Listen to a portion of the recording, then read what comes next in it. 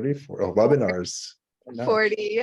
No, webinars, hosting, Zooms, workshops. So this is a very exciting moment, okay? Because as I'm speaking to, we transitioned seamlessly from being in person to being via Zoom. So I'm very happy to tell you that we are working strong. And my 3 little kids are actually in the background. We will be on mute, but I just want you to know that we are learning and we are listening. Okay, who wants to see the test prep baby? Anyone? We have another minute. We're waiting. Who wants to see the baby? No, maybe someone. Who wants to see the dog? We don't know. How about we save it for the end? Deal? We'll save it for a little bit from now. Okay. All right, everyone. I'm really excited that we're here. I'm really excited that we're having this special moment together. Okay. Actually, Jacob, wish everyone good luck. Are we ready for a good Zoom? Say good luck, everyone. Say good luck. Good luck. Yes. Good luck. All right. Okay. Without further ado, I'm ready to invite all of you to meet Mr. Michael Courtney, who is an expert on college admissions. Thank you so much. Please introduce yourself and please take over. Thank you.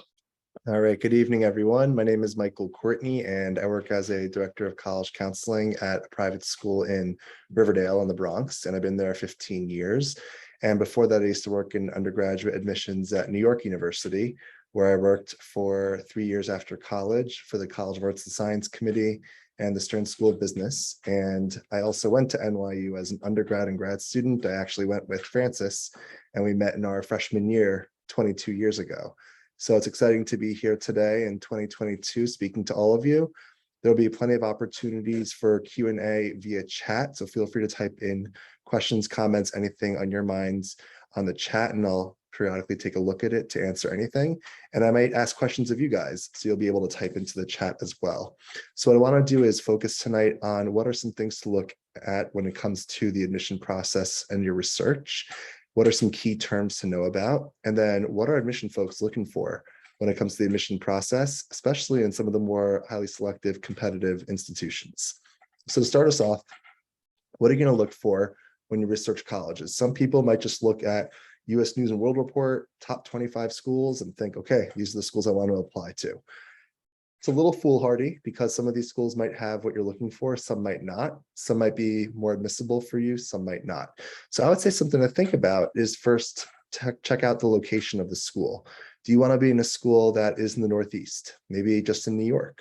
Do you want to be a school that's in a major city, Boston, Philadelphia, Washington, DC? Or are you someone who prefers something a bit more remote, maybe something that's a bit more further removed from a major city and where the campus is really the only game in town? Maybe you prefer a school that's more suburban, where it might be 30 to 40 minutes outside of a major city. You kind of have the best of both worlds. You have your own campus experience, yet you also have access to go into a major city for the culture and the resources there. So I'm going to give you guys a little quiz. What are some examples of schools that are in major cities? You guys want to type in the chat? More urban schools.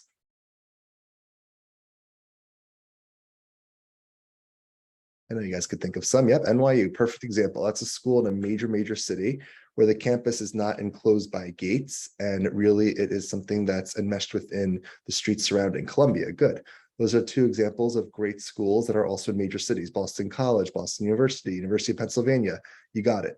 So when you think of these schools, sometimes being an urban campus experience is a big part of the culture for 4 years. Let's look at the other end of the spectrum. What are some schools that are in more remote areas, a little bit more rural? Cornell, perfect example. So Villanova is outside of Philadelphia, so that'll be a little bit more of the suburban. Duke, yeah, you can call Duke remote. They themselves might call the Research Triangle a bit more than rural, but I totally hear that from the New York perspective. Oberlin, good, right? Oberlin's pretty far removed from Cleveland. The campus is the game in town. Siena, good. So the idea is that a remote school such as Cornell, you might have both Columbia and Cornell on your list solely because they're both Ivy League institutions. They're one of the 8 flagship Ivy schools, but they are so different from one another. So some students might thrive in an urban atmosphere. Some students might cry in an urban atmosphere. Same with the remote. Someone might thrive at a place like Cornell. Other people might really feel cabin fever, like they need to get out and be more surrounded by a city. Some students could be happy anywhere. I might be happy at a Columbia or a Cornell, but you have to know yourself. And the best way to know is to do campus visits. Now, you might be able to visit campuses in person. They've opened up since COVID has receded a bit. A lot of schools do have webinars or campus visits online. So they actually do have opportunities to visit the schools through their online tours. And a good way to know if a school's the right fit for you is if you're there and you get this gut feeling. So we talked about location. Another factor to consider is the size. If a school is 5,000 or under undergraduates, it's considered small. Between 5 and 10,000 is considered medium. 10,000 and above is considered large. Typically, schools that are public institutions fall in the larger category, where it's 10,000 or more undergraduates.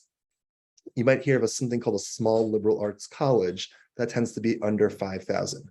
So a liberal arts college, really the focus is on undergraduate study, undergraduate experience, professors teaching the college students.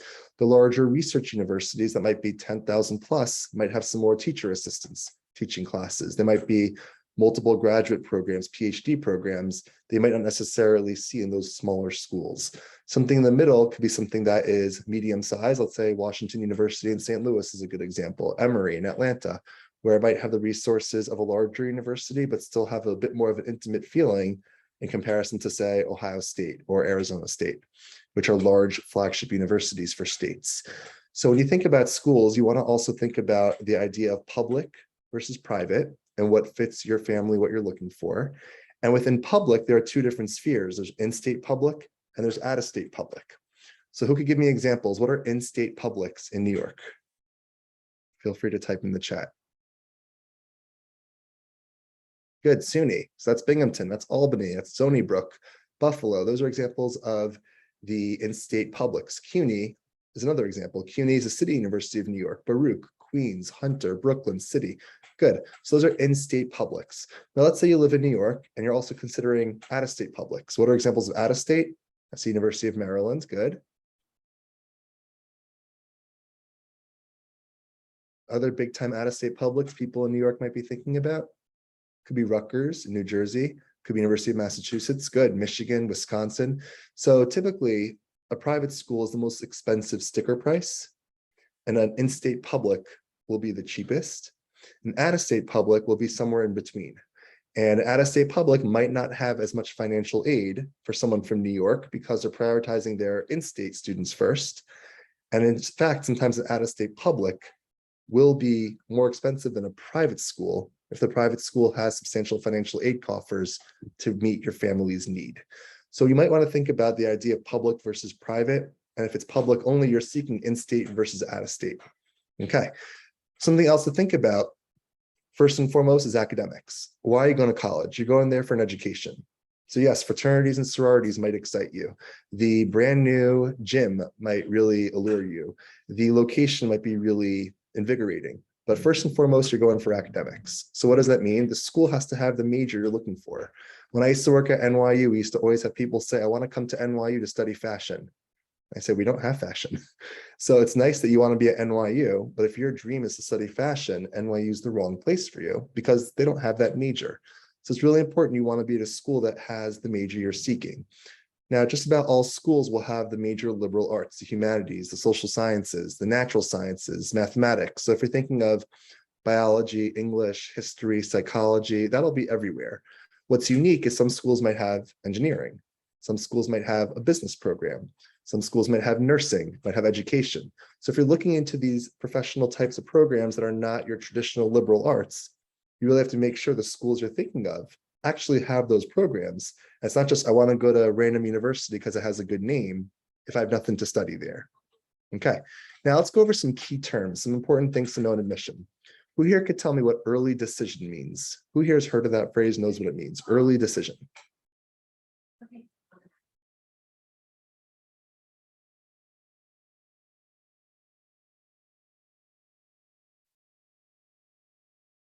Okay, so you apply early, it's binding. Good. You apply typically by November 1st and you find out by mid-December.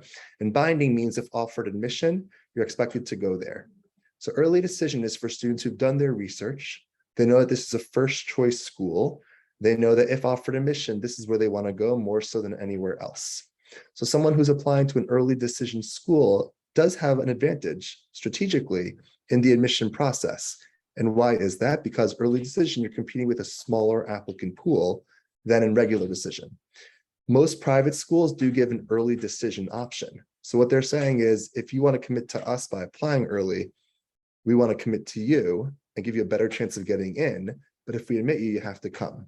So if someone's looking to compare multiple financial aid packages, that's not feasible in early decision. Now, prior to applying, you could look into something called the net price calculator, and every university has it on their financial aid website, where you can actually plug in income figures from the prior year and get a sense of what a financial aid package could look like from that school. And some schools will give generous financial aid. Some schools might not have the endowment to give as generous financial aid. And that's something to do research on prior to applying to schools. So early decision, you apply by November 1st, and you find out mid-December, could be December 15th. You could be admitted, you could be denied, or you could be deferred.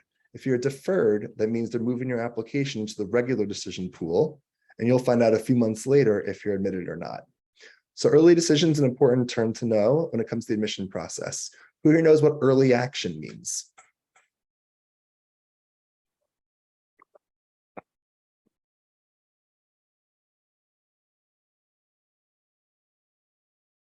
Okay, good. So early action, you also apply at an earlier deadline. So like early decision, it's around November 1st for most schools.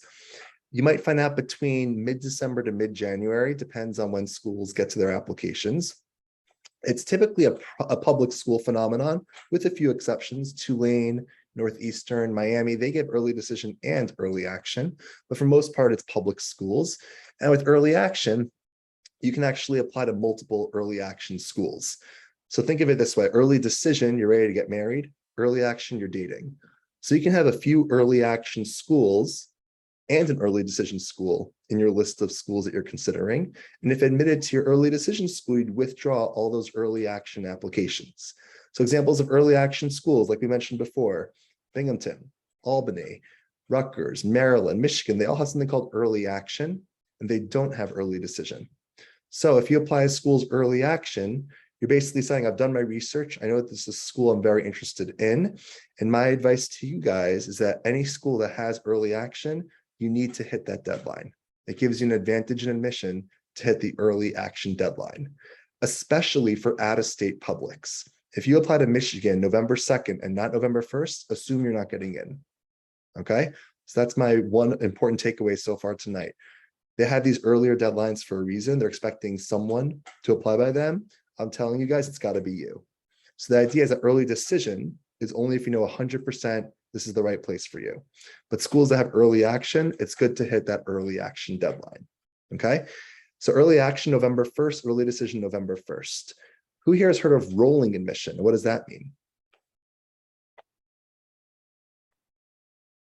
While you guys are thinking and typing, I'll answer some questions here. Is it easier to get in ED? Typically, schools that have ED, the percentage admit rate's a little bit higher than in regular decision.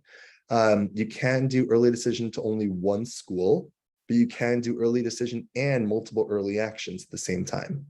Okay, so rolling admission means their idea that some schools will have this phenomenon where if you apply earlier in the school year, they roll out decisions, usually in 6-week increments, and your chances of getting in are stronger, let's say in September, than in January. So they fill up classes as applications come in. University of Pittsburgh is a good example of a school that has rolling admission. So what's the reason you wouldn't do an application mid-September? Maybe you're waiting on first quarter grades to help your chances. Maybe you're waiting on October testing to help your chances. But for the most part, early actions November 1st, and rolling is even earlier. If you're ready to get an application out September, October, you do that for the rolling admission schools. Who here has heard of early decision 2? And what do you think that means?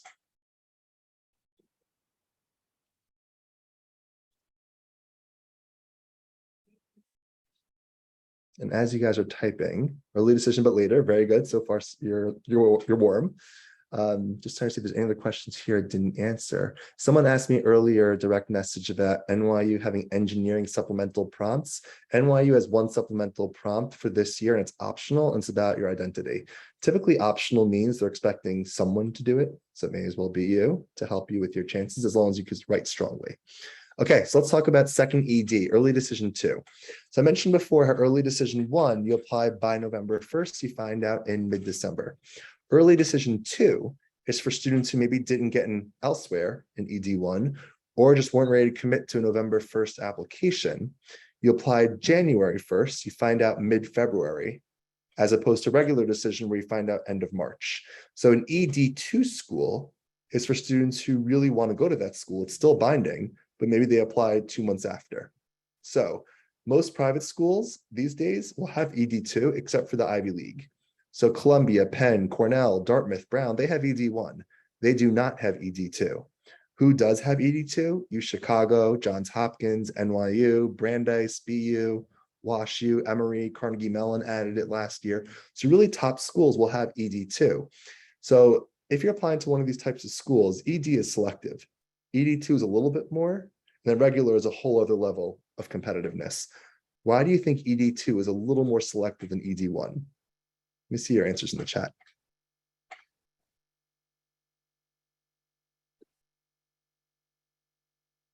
Question of what is typical deadline for regular applications? It's typically January 1st. So same deadline as ED2, but for ED2, you'd find out much earlier, early to mid-February. Okay, so let's look at the answers. ED2 is all top applicants, really good. Okay, so who's applying to U Chicago ED2? Typically kids who are strong enough for Harvard, Yale, Princeton, and early, but they don't want to risk waiting out the Ivies and regular when they didn't get into their first choice. Okay, so ED2 at WashU will be kids who didn't get into Columbia, Penn in ED1. ED2, let's say NYU Stern, will be kids who didn't get into Wharton in ED1. So the quality of applicants is a little bit higher. So what happens? Colleges will take a big chunk of their school through early decision. Some schools might take up to 60% of their incoming freshman class through ED1, ED2. Some schools might take 50% of their class. Some schools, Johns Hopkins last year had a 20% admit rate ED1, a 10% admit rate ED2, and very low single digits in regular. That's an important disparity there. So the idea is that ED2 is definitely the next best bet. And I tell my students, the school where I work, if they're thinking of private schools and they're thinking of the early phenomenon, they have to have a 1-2 punch, ED1, ED2.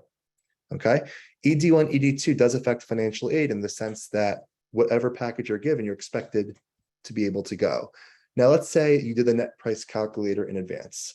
And let's say the college said to you in September of senior year that based on income data, you'll get $20,000 in financial aid. And then let's say in the end, after you officially do the financial aid paperwork, you only get $5,000 in aid. They gapped you $15,000. So you're not going to be bound to go to the school if they had a big gap in what you're expecting to get in financial aid.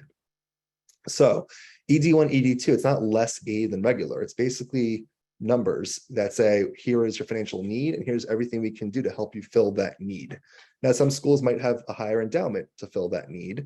Other schools might recognize that need as being greater. So some schools might say, you know what? We don't think those things you listed are as important. We think you can pay for more for our school. There's not less for ED1, ED2. Sometimes people think that if early they have you, they'll give you less. But remember, their goal is to retain you for 4 years. They don't want you coming, not being able to afford it, and dropping out or transferring after a year. So whatever they would give you ED and regular might be comparable.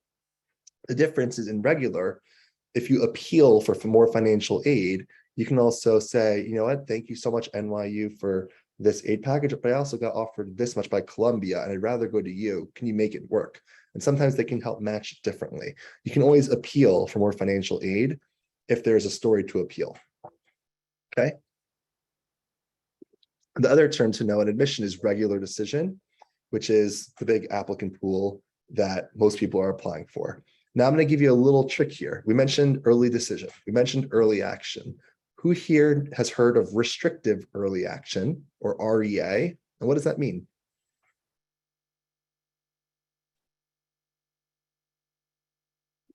Someone asked if you put a school as ED1 or ED2, do you have to accept it? The idea is if they admit you in ED1 or in ED2, you're going there. So you're not doing ED2, for example, if you got into your ED1 school. ED for public school, very rare. University of Virginia has it for business, but that's it. Okay, so REA, restrictive early action, is something that Harvard, Yale, Princeton, and Stanford have. The idea is that you apply early by November 1st. If you do restrictive early action, you cannot do that at the same time as an early decision. So you can't do Princeton REA and Cornell ED. So the idea is that it's restricting. But if admitted, you're not bound to go there. So let's say you got into Harvard mid-December. In theory, you can apply to other schools in regular decision. Chances are if you got into Harvard, Yale, Princeton, or Stanford early, you'll go there. But maybe they gapped you a big financial aid consideration, or maybe you're still not sold. I tell my students, if you're going to do an REA, go to that school. Don't play games in regular. If you get into Stanford early, go to Stanford. You get into Yale early, go to Yale. Different school counselors might give different advice, but that's how I look at those schools. There's typically not much out there better than Harvard, Yale, Princeton, or Stanford. Okay, so next, let's talk about some of the components of the admission process and what are admission officers looking for. So first and foremost, they're looking at the transcript. Transcript is two main things. One is your actual curricular rigor, types of classes you're in. And admission folks know that different schools, high schools, have different types of tracking. So maybe your school has advanced placement. You're able to take multiple AP classes. Maybe your school has IB, International Baccalaureate, or your school has honors, accelerated. Every application comes with something called a school profile that your school counselor sends, and that elucidates what your school has to offer. So transcript includes the curriculum and also includes the actual grades. So when you apply to schools in senior year, colleges will see 4 years worth of courses and 3 years worth of final grades. Now, if you apply early decision, some schools might ask for first quarter grades. How are you doing those first 2 months of the school year? If you're applying regular decision, they'll see the first semester grades. So how are you doing those first 4 months?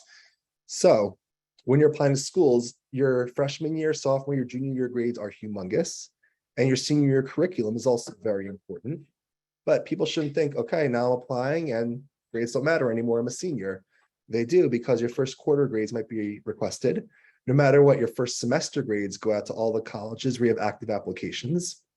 And then your final transcript goes out to that one school where you matriculated. So senior year grades matter. Your curricular choices matter as well. So let's say you want to apply to a most highly selective school. They're expecting to see the most demanding curriculum within what your high school has to offer. So the school where I work, for example, the most APs a student could take is 4. They could do 1 junior year, 3 senior year, 2 junior year, 2 senior year, but the most they could do is 4. So someone applying to Columbia from my school shouldn't be applying with only 1 or 2 APs, right? We already limit it to 4, make sure you take 4.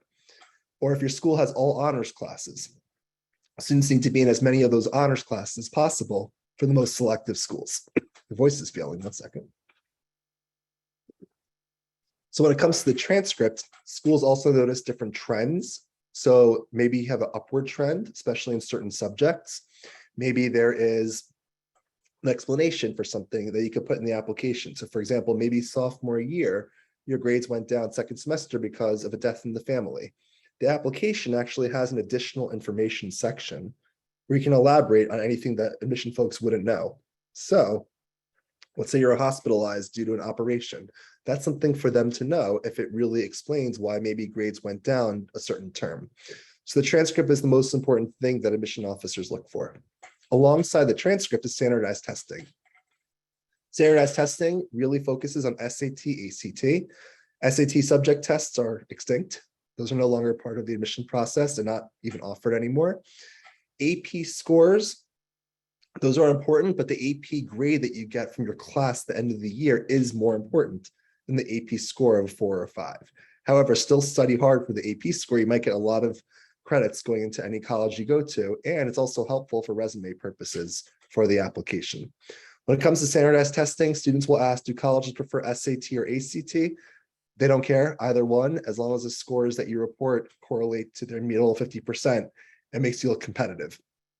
These days, colleges are test optional, except for MIT. MIT is requiring testing again, but test optional means this, that if you really are a poor tester, you're not able to have access to testing and you're not able to do as well, it is okay to submit every other piece of information and those will be weighed more heavily. However, if you are a strong tester and you're able to do well on it, you're a little bit ahead of the curve. So here's how I look at it. I'm going to go over with you 5 main components for admission: transcript, testing, extracurricular activities, essays, and recommendation letters. Let's say each are worth 20% of the puzzle, okay? Let's say you have really high testing. You're at 20 for 20. Let's say you take away testing, you're looking at 25, 25, 25, 25, and it's putting a little bit more priority on those other sections. So schools will report on their website what their middle 50% SAT range was for admitted students and ACT. You want to be at a higher end of any middle 50%, unless you are a recruited athlete or a recruited musician, or if you have a legacy to a school, that could be helpful also. If you fulfill certain underrepresented population or major, if you are a major donor, then if you're not in the higher end of middle 50%, there's still a chance. But the idea is that a school will say on their website, our middle 50% of admitted students have a 31 to 33 ACT. That means if you have a 27, that score is not going to help you. If you have a 34, 35, that score can help you. So with testing, it's important to know that even though there are test optional opportunities out there, very high testing can certainly still help you, especially with the more competitive schools. It doesn't guarantee admission by any stretch of the imagination, but just gives you a little bit of a better chance. So let's talk about SAT, ACT. SAT is at a 1600. There's no more writing section for the SAT, so you don't have to worry about that part. ACT is at a 36. English, math, reading, science, there's an optional writing section that hasn't really taken off in terms of importance in recent years as non-writing. The ACT at a 36, it's important to know that schools can see the sub-scores. So for example, you shouldn't be applying for a competitive engineering program with a 28 math or science on the ACT. Same with the SAT, you shouldn't be applying for a highly selective school in engineering if your math is 620. So these are different things to think about when it comes to the sub-scores within the overall score that you're sending to schools. Another important factor in admission is the extracurricular activity chart. So what happens? Colleges let you put in the application a number of activities. Common App lets you put in 10 activities. Common App is the main application that most colleges take. And you can apply to multiple schools up to 20 using the Common App. You don't have to apply to 20 schools. The extracurricular activity chart is where you list your activities both in school, out of school, during the school year and in the summer from 9th grade and on. So sometimes students will ask, what extracurricular should I take to get into this school? What extracurricular should I take to get into that school? There is no prescribed list of activities that get you into a certain college. The idea is that you should have a few activities that have multi-year commitments, hopefully lead to leadership positions. And those are the things that will be high up on your list. They report within your activities chart, whether it's athletics, whether it's publications, whether it's the drama society, choir, community service. There are a lot of different opportunities out there. The most selective schools, the Ivy League schools plus, let's say Stanford, Duke, are looking for that, that separation factor. What do you have beyond just the scope of your school that helps you really shape society for the better? That's a hard thing for a 17-year-old to think about, but if applying to those types of schools, you got to be doing it. So the idea is that, no, you're not curing cancer in high school, but maybe you've done really extensive science research if you're thinking of applying for a science major. Or it could be that you're not just someone who plays in the hockey team, but maybe you teach hockey to underprivileged children in a local public school. So the idea is that it's not just what do you do in school or for yourself, it's how are you shaping society for the better. That is something that's important for the most selective schools. They're looking for that separation, okay? Question is, what do you recommend for people who haven't had a chance to do extracurricular activities? Extracurriculars aren't just in school. Maybe you play an instrument, maybe you do dance, maybe you do art. There are things for you to do that are extracurricular beyond just what your school's activities list encompasses. The other thing is that COVID was an excuse for a few months for people not to do anything, not really anymore. People who are really getting themselves out there are still able to, even in these times, for the most selective types of schools, okay?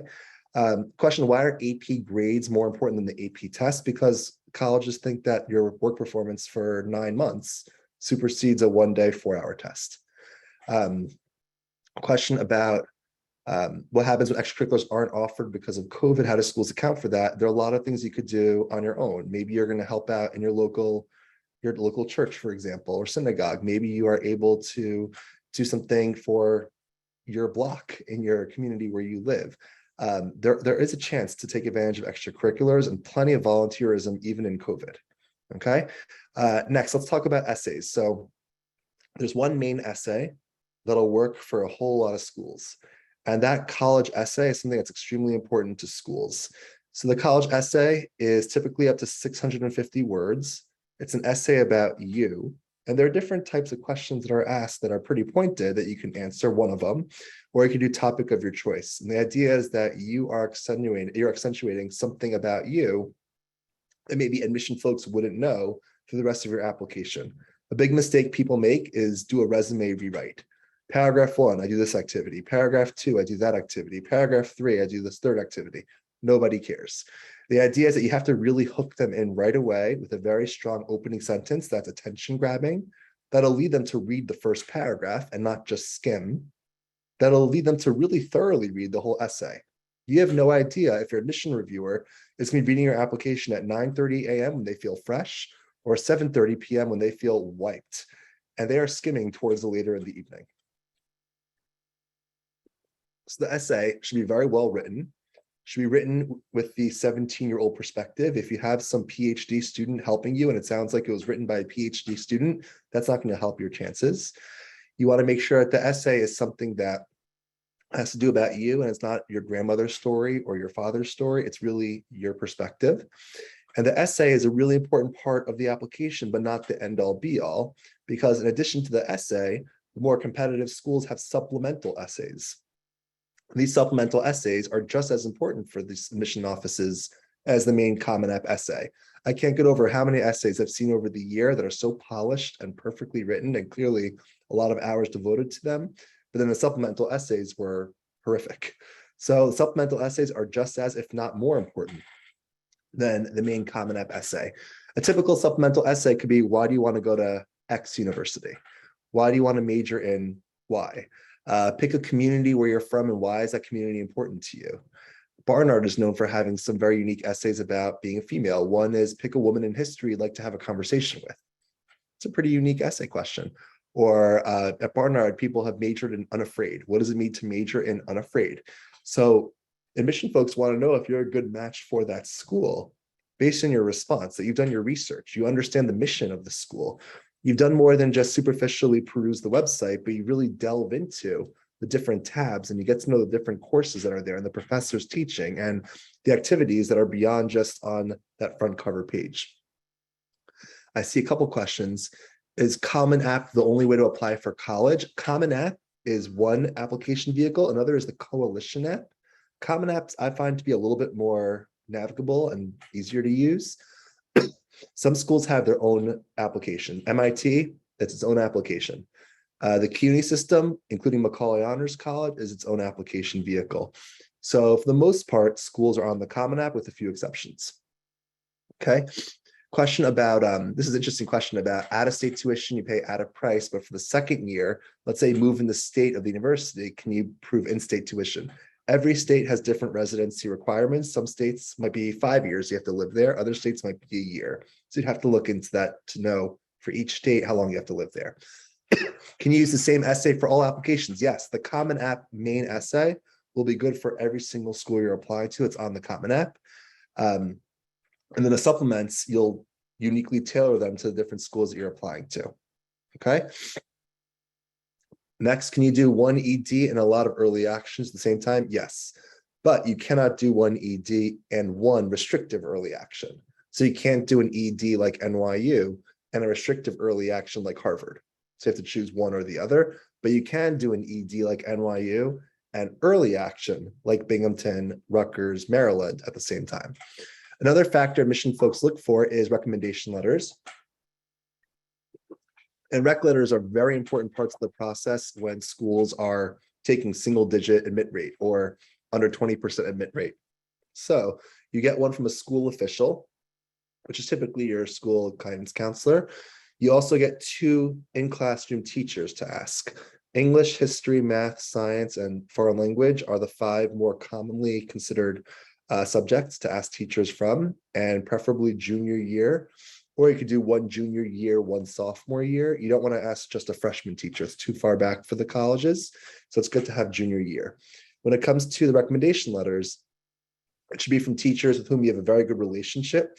And in the class, you were someone who was a leader. You spoke up a lot. Maybe you asked questions after class. Maybe in math, you were helping other kids solve problems because they're struggling. So the teachers will note these things in the classes where you excel. I would suggest not asking a teacher if your grade was a B, B minus, or below. So I would say preferably B plus or above. A would be even better. And when it comes to recommendation letters, you don't have to be best friends with the teacher outside of class. It's really an in-classroom phenomenon. What is your relationship like with that teacher? Sometimes people like to ask about supplemental recommendation letters, where I want to ask 10 different people to write. Admission folks don't want that at all.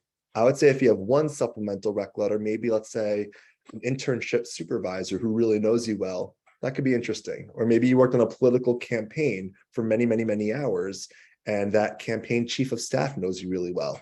That could be interesting. But don't try to think about every single teacher in your school and every single person in your community that should all write for you. Admission offices do not want that, okay?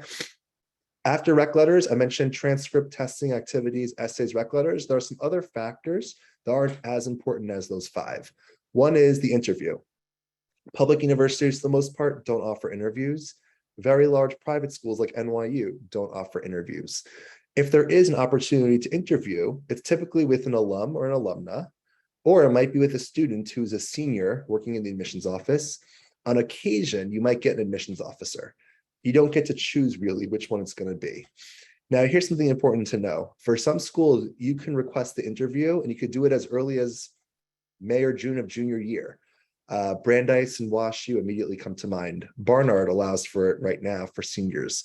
Other schools, after you apply, they might invite you for an interview. So Columbia does that, and Harvard does that, and Yale. So the idea when it comes to interviews is that you should be on the forefront of the schools that you're thinking of to look at what their interview requirements are and whether you can request them in advance, or whether they have to invite you following submission of your application.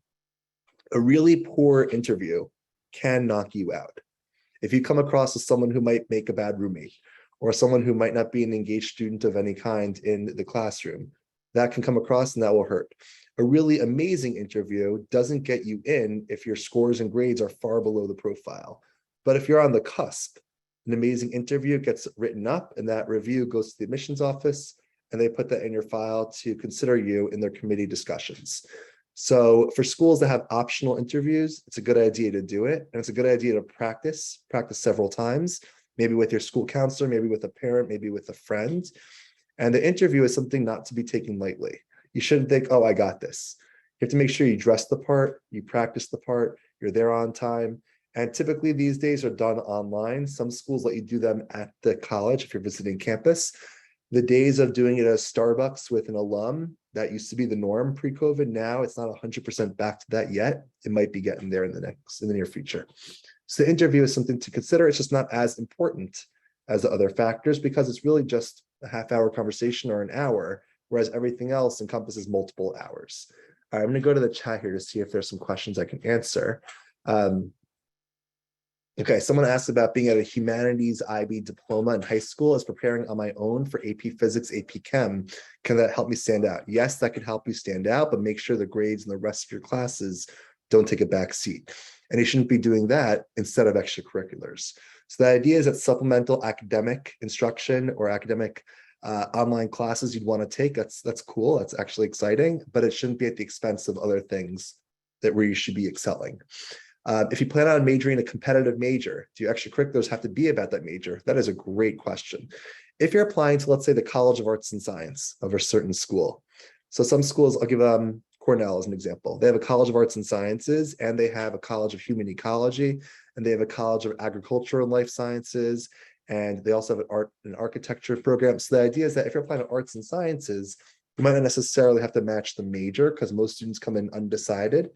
But if you're applying to engineering, to have engineering type of extracurriculars would be crucial. Or business, same idea. If you're applying for English, they're not expecting you to have written a book, but maybe you're part of a book club in school. But it's not the end all be all the way it is with engineering, with business, and some of these other types of programs outside of the general liberal arts. I've heard about athletic recruitment, but never about musician recruitment. Can you elaborate? Yes. So if a school has a marching band, They're recruiting trombone players. They're recruiting the different types of instruments that are being used in those bands. So if you have the opportunity to be in a marching band of a school, they're recruiting those musicians. And they can actually tell you if they need a flutist for the class of 2025. So that's something to think about if you're a very elite musician. What happens if you put ED, but you change your mind at the last minute? You still have to go there. The idea is that you shouldn't be changing your mind. There is cold feet. That's normal for a teenager to feel, but you're not bound to go in the sense where they're going to arrest you if you don't. But it's not a good look to say you're committing to a school, they admit you, and then you say, nah, I don't want to go here. Unless they gapped you in financial aid by thousands of dollars, you should be going there.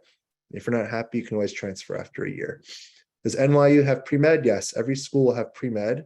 It's a year of bio, chem, organic chemistry, and physics with a semester of calculus. You can do that with a science major or a non-science major, but that's what a pre-med track looks like. Can you apply 2 EDs like Columbia and NYU at the same time? Absolutely not. But you can do Columbia ED1, and if not admitted, NYU ED2. How many colleges should one apply for? What does the golden mean? That's a great question. There is no right answer to it. For some students, they know they only want to go to a couple schools in New York City, and that number might be 3 or 4. Other students might really want to spread the wealth a bit, and maybe they're applying to 12 schools. I would say once you're over 12, it becomes excessive. What if you actually did write a book? Can you put that in the resume? Absolutely. So individual achievements that you have done beyond the scope of school or community, you could definitely put in your extracurricular activity chart. Do colleges look at relative performance in your high school? For example, is it better to be a top student in a small or less competitive school, or an average student at a very competitive high school? And the answer is it's always good to be at the top, no matter what size of school you go to. Is it harder to be at the top? Maybe at Stuyvesant or Bronx High School Science? Yeah, it's harder to be at the top. But still, there's only a finite number of acceptances these types of schools are going to give. So they're looking for that separation factor when there's a school of hundreds of people with top scores and top grades. Okay. Next, let's look into other factors. I mentioned before the idea of hooks. So that's if you're a legacy parent or grandparent went to a school, if you're recruited by a certain school for different types of athleticism or musician. Unique majors. Let's say you're applying to a school as a classics major, and you love the study of ancient Greek, Latin. You might have a better chance than if you are, let's say, a male going for economics or computer science. And there are certain majors where the genders vary, where it's a lot more skewed towards one than the other. If you're someone who's interested in physics, maybe that gives you a better chance than biology, or especially if you're females. These are different things that are worth thinking about if it's the right match for you at these different majors. Another thing to think about is demonstrating interest. So, especially small liberal arts colleges will care just how interested you are in those schools. So they want to know, have you joined the mailing list? Have you visited campus? Have you joined webinars? If the admission representative came to your school, did you go to that session? If there's a college fair, did you attend? Sorry. If there's an optional interview, did you actually schedule that and attend that? Demonstrating interest is huge for a number of schools because they want to know that if they admit you, there's a chance that you'll matriculate. So it's called the yield. They want to know if they admit you in regular decision, there's a chance you'll yield and accept their offer. So colleges don't want to waste an acceptance on a student who has never demonstrated interest. A school like Brown doesn't care if you demonstrate interest. They pretty much know that if they admit you, there's a good chance you'll want to go there. However, demonstrating interest can also come in the form of a really good supplemental essay. So even though Brown doesn't track if you visited them or if you did these webinars, they do see how well you write in a supplemental essay about their school and how interested you are in their school. So demonstrating interest is important superficially for a number of schools who say we track demonstrated interest, but also really beneath the surface, if you're writing really well in a supplemental essay about that school, you've demonstrated an interest in them, and hopefully they'll demonstrate an interest in you because you wrote so well about their unique features. So these are all different factors in admission to think about. There's a lot of information out there. There's a lot of misinformation out there.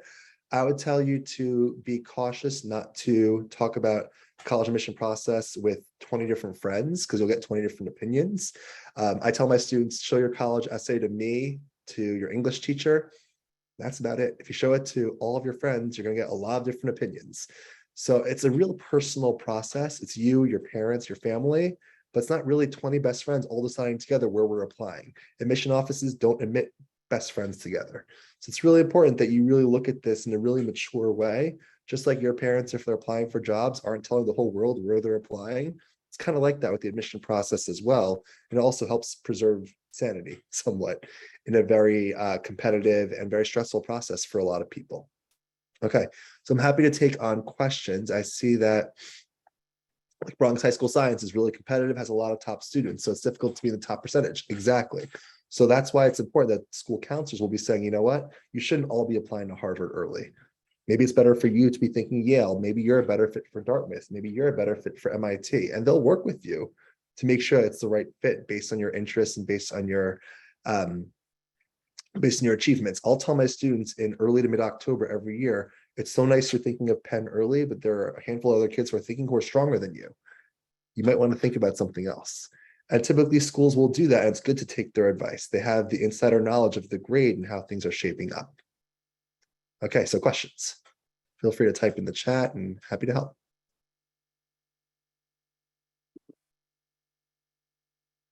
Someone wrote, does showing interest in the school, such as emailing them or attending events, improve chances? Exactly, that's demonstrated interest. If you're going to email the admissions rep and network with that person, just be sure you don't come across as stalkerish and email them every day. But on occasion, if you send an email with an important question, something that you can't glean from the website, that's a nice idea. How far in the family tree does being a legacy help? It's typically parent and grandparent. Some schools might care about sibling, aunt, uncle. Most schools is parent and grandparent. Okay. Okay, what's considered a decent ACT score? That's a great question. It really depends on the schools that you're thinking of. If a school lists on its middle 50% that their average admitted student has a 24 to 26, and you have a 27, that's a really good score for that school. It might not be the best score for other schools. So it really depends on the schools that you're considering. I don't want you to think that there's one number ACT that measures your intelligence or how well you're doing. It's not. It depends on the schools that you're thinking of. Same with the SAT. Okay. Can you start Common App in junior year or better to wait until fall? Yes, you could start the Common App and the Coalition app earlier than senior year. And that summer before senior year rolls over and you're able to have all that information continue. I got a private question about, is it better to major in something that'll help you get a good job or major in something you like? Would double majoring be an option? You can always double major, major and minor, major and double minor. So you should major in something you like because you're taking 9 to 12 classes in that subject. And it's not like one major correlates to a certain income figure within the liberal arts. If you're thinking of majoring in finance or majoring in engineering or majoring in nursing, typically there is a correlation to having a more lucrative first job out of college. But it's not like English majors get paid less than history majors who get paid less than journalism majors. Okay. Can indicating what major you want to do before applying potentially help your chances? Yes. I would say that there are certain programs, like if you're applying to Johns Hopkins, applying for the sciences is more competitive than social sciences, which is more competitive than humanities. So your chances at Hopkins are better being an English history major than they are biochem or physics.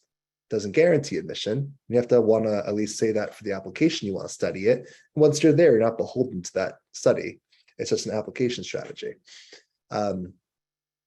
Do you have to have years of an extracurricular or about a year of a consistent activity be helpful? They're looking for multi-year commitments. Now, there are some activities that maybe only seniors can do. Maybe in your school, only the seniors can do yearbook or only seniors can be peer leaders. So it depends on your school. They don't want to see a whole lot of activities that are just listed for senior year because then it looks like you're just trying to pad a resume and you've never been involved in your first 3 years of high school. Do you have to take the ACTs? So taking the SAT, ACT is a very personal decision. If you're someone who has done preparation and you're someone who's done a PSAT or the pre-ACT and you've done well on it, it might be a good idea to think about it. If you're someone who's historically never tested well, it might be a little bit more of a challenge. You still might want to give it a try, take a practice test, and then see from there if it's worth it. I can tell you the school where I work, anyone in the accelerated honors AP classes, they're testing. Kids in the grade level foundation classes might not be testing with as much frequency as the higher tracked students. Okay. If a school has arts and sciences and a specialized school like engineering, do you go with a specialized school or arts and sciences? So you have to apply to the school where you want to be in at least for freshman year. Let's say you apply to NYU for arts and science and you want to internally transfer into the Tisch School of the Arts. That's feasible. But if you know you want to study acting from day one and you don't want to wait till sophomore year, you should apply for the drama program as a high school senior. Okay, what are the differences in sizes of schools in terms of resources? It's a good question. The larger universities might have more academic resources. They might have more majors, more professors. They might have more core curricular options and more general education distribution requirement options than a school that has a much smaller population, but might have a higher ratio of student to faculty. And that's not necessarily ideal for a lot of students. They might have more student activities. They might have more diversity. Okay, how do you know if a major is more or less competitive? So I'll tell you, for a lot of students these days, males going into economics or computer science is more competitive. How do you know? It's basically just doing research on each school to get the sense of what seems to be more or less competitive. English, psychology, history, biology, that tends to be the usual, very often applied to types of majors for male or female. But females in engineering or business aren't applied to as often as, say, the males. So these are different things that you can do research on and they can let you know. Is it easy to transfer between majors when you are in college? So there's something called an internal transfer within the university, and there's within majors. Let's say you started off English and you want to go into sociology, that's a piece of cake. That's not a problem. But to go from English in the arts and science to going into let's say the business school, that usually involves some paperwork and some prerequisite courses to succeed in. When should you take the PSAT? Some schools offer it October of sophomore year. Most schools will definitely offer it October of junior year. Some schools both. Private question, is race ethnicity a factor? What if I check other or NA? You should identify however you feel comfortable. If you want to list your race ethnicity, that is up to you. If you don't want to, you don't have to. Sometimes they do it for institutional research. Some schools might look for a certain underrepresented population more than other schools. It's never the reason to be admitted or the reason you're not admitted, but it is part of the overall profile of a student. Can you take both the SAT and ACT? Yeah, you could take both, and it's up to you what you want to submit, one or the other. SAT is evidence-based reading and writing and mathematics.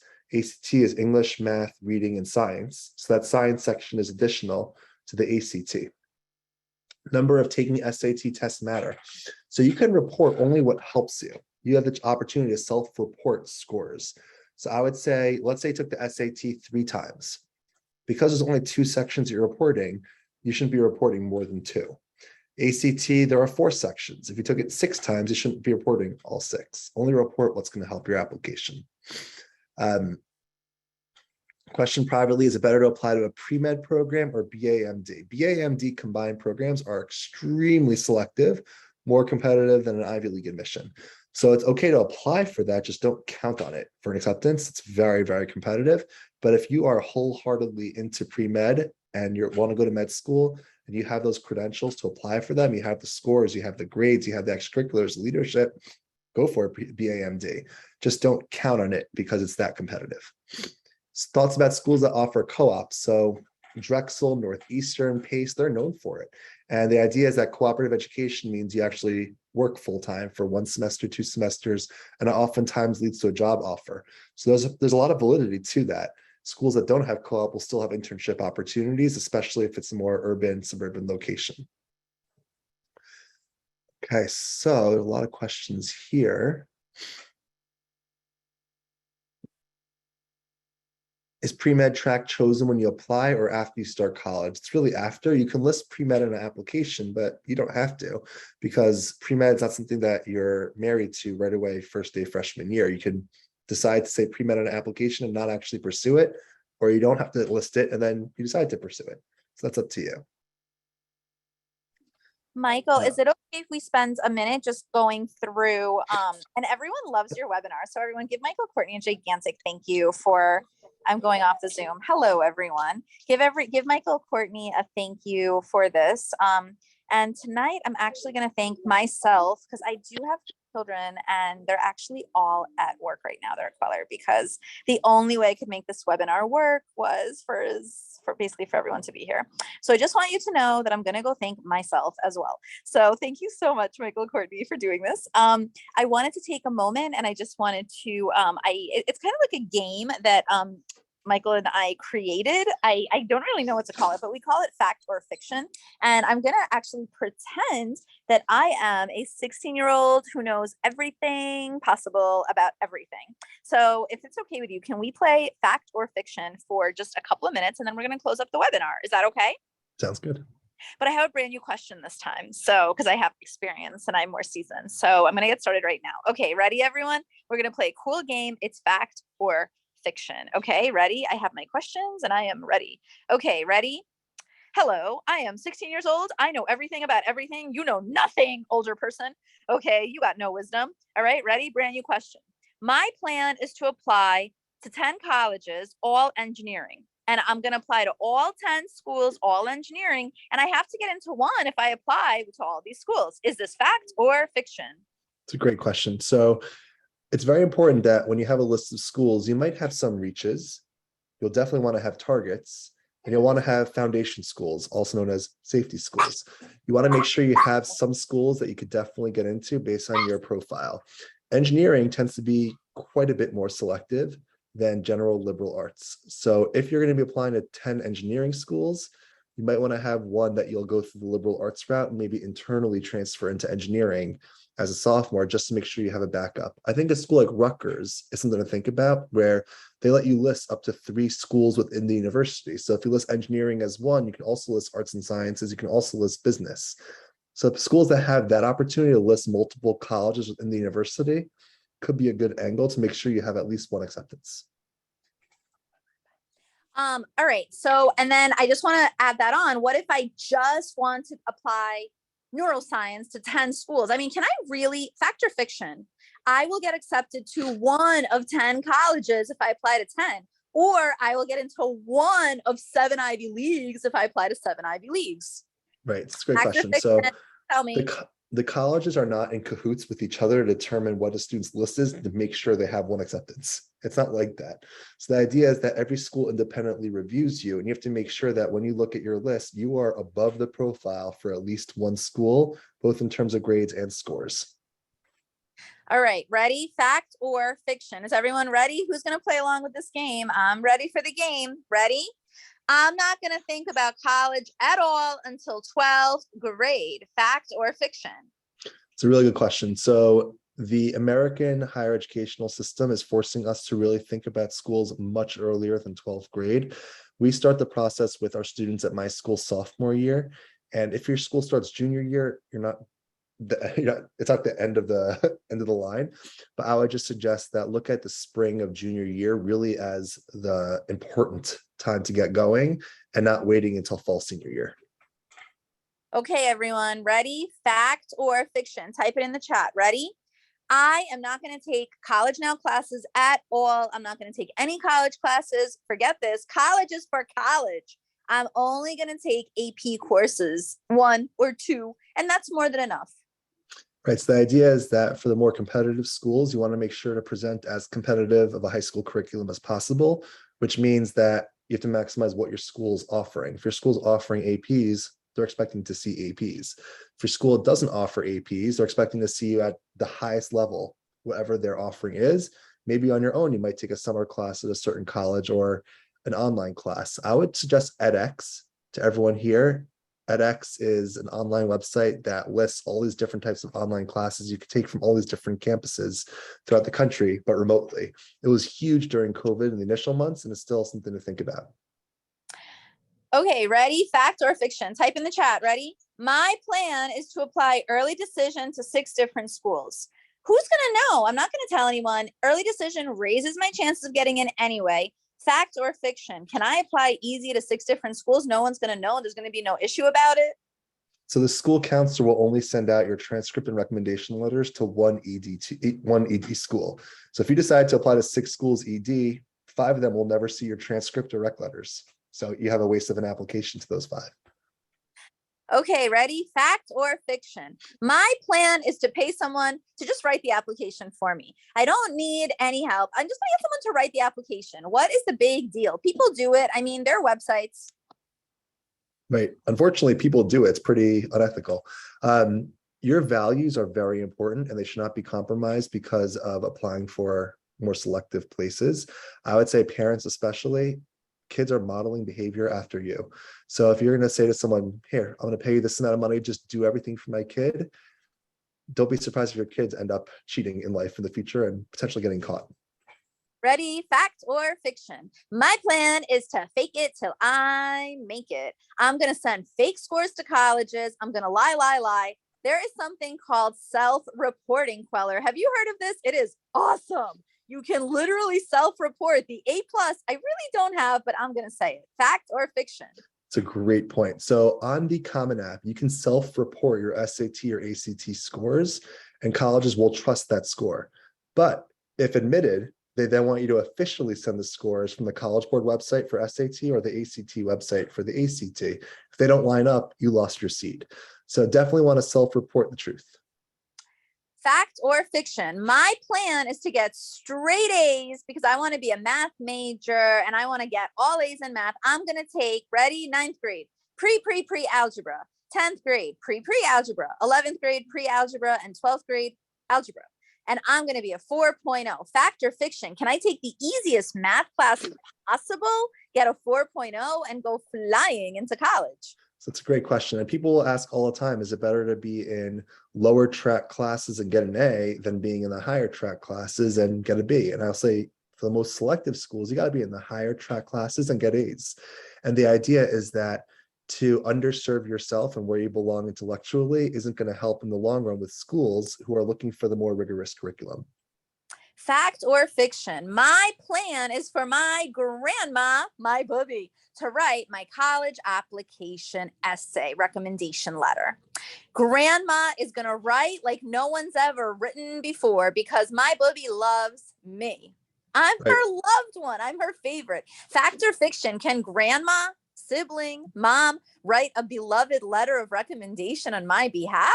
So nobody wants to see a rec letter from a family member. It doesn't do anything for the student. Well, I hope everyone's enjoying this game. I have a few more.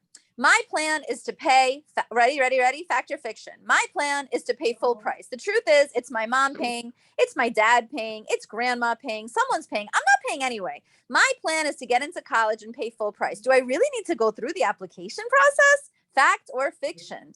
Right. So colleges don't admit someone just because they're a full pay, unless they're also admissible. So the idea of being a full pay, okay, that's nice, but you still have to have a really competitive application. My plan is to take AP classes because that's going to make me look good for the BAMDs, the dual degree programs. I'm going to take AP garbage and then I'm going to apply to medical school. But because I took those APs, I'm getting in. Because remember, it says advanced placement. The actual AP itself doesn't matter. Fact or fiction? So this is actually a touchy subject because there is a difference in the way APs are reviewed. AP European History, AP C Physics, AP BC Calculus are considered more rigorous APs than AP Psychology or AP Government. And it's not to demean those classes. It's just a reality of when admission offices are looking at the types of APs you're taking, they do see certain APs as really being more challenging. And I have to tell my students this all the time, and it's heartbreaking to say, sorry, that college class doesn't really look that strong for that college. But the reality is that from the perspective of a more demanding curriculum, certain APs will stand out over others. Fact or fiction? I am going to lie about my race. I'm going to lie about my sexuality. I'm going to lie about my gender. I'm going to lie about everything. Because isn't that like what you need? You need to lie to get in, right? Fact or fiction? So I would say that the way you present yourself in life and anything, not just college applications, should be honest because things can come back to bite you.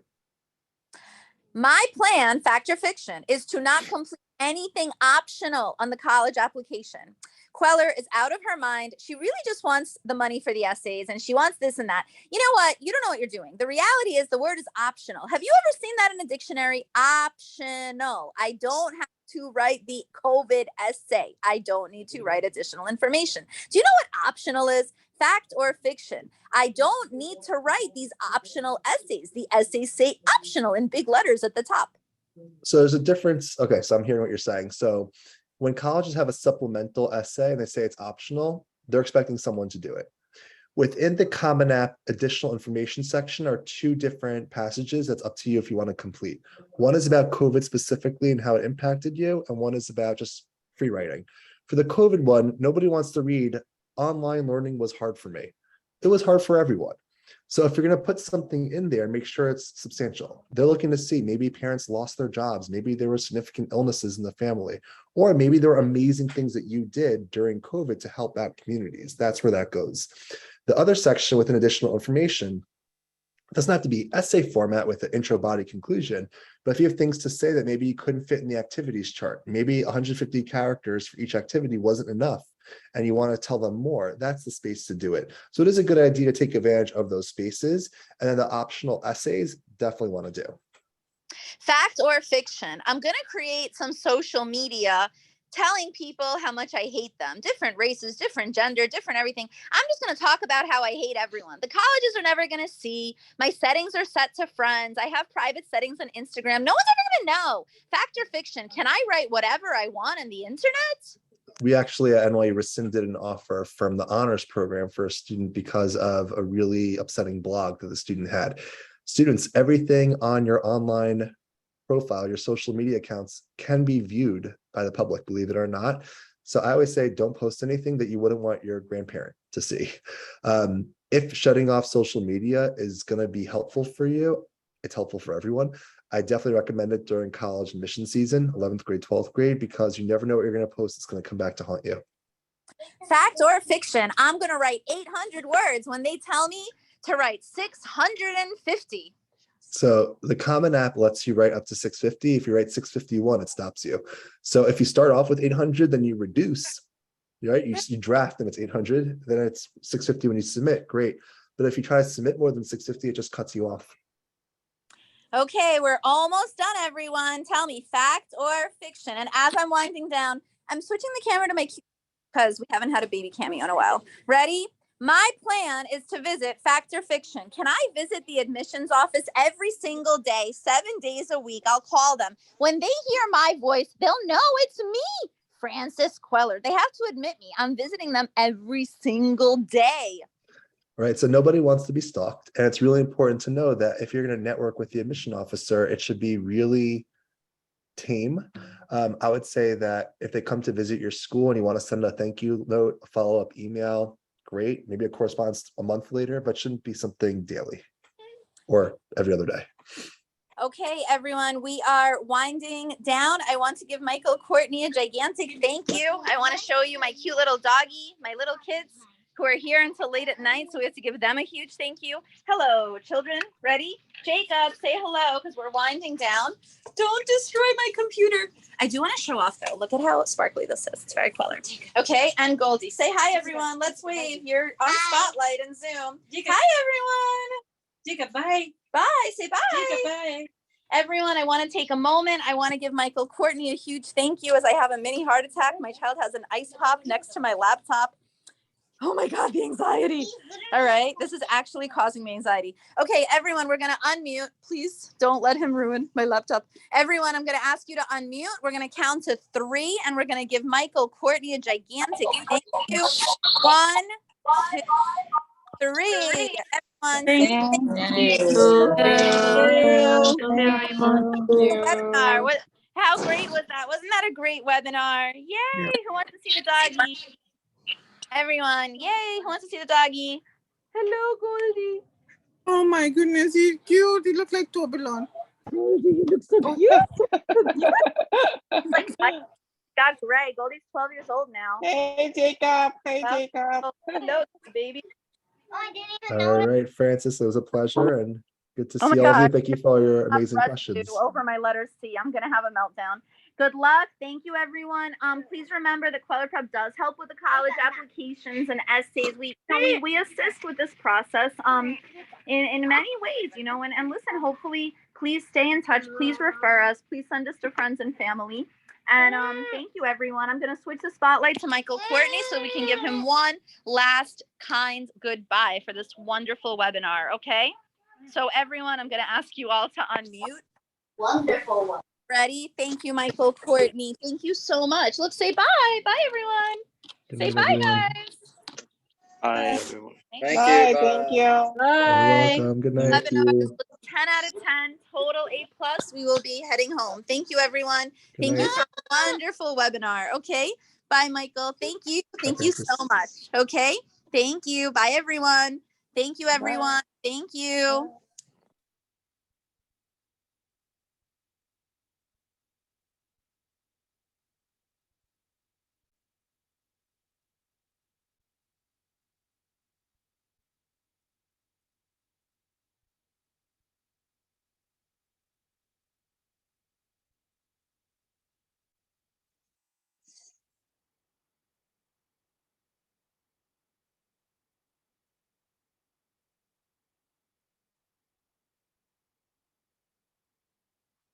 Aslan, did you watch the AB webinar?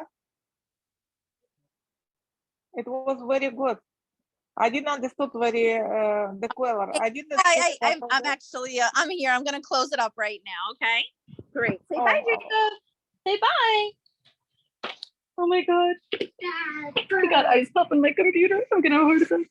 Okay, ready? We're cleaning. All right. Thank you so much for listening. Thank you, everyone. Thank you. Bye-bye. Good night. Closing. Bye.